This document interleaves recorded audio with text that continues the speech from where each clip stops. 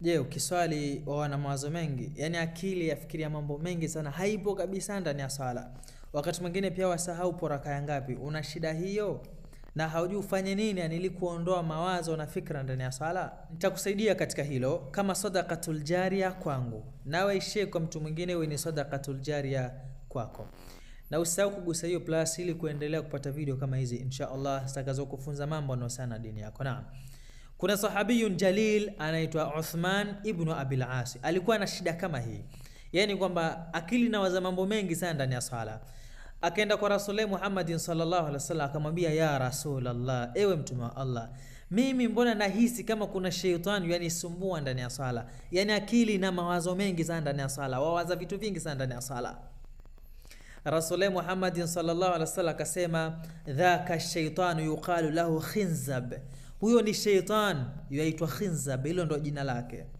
Fa idha ahsastahu, utakapomuhisi huyu shaitan, kwa sababu kazi yake yeye anataka kuondolea utulivu ndani ya swala. Ndio maana tokifunga swala tu wakumbuka vitu ulikuwa umevisahau.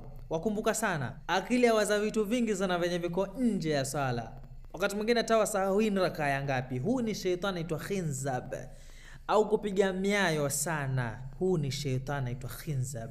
Ndio asema faidha ahsastahu, utakapomuhisi yani utakapokuwa na hali kama hizi, fata'awadh billahi minhu, sema a'udhu billahi minash shaitanir rajim. Hapo ndani ya sala sema a'udhu billahi minash shaitanir rajim, watfil ala yasarika thalatha, kisha utapuliza mara 3 ubavu wako wa kushoto.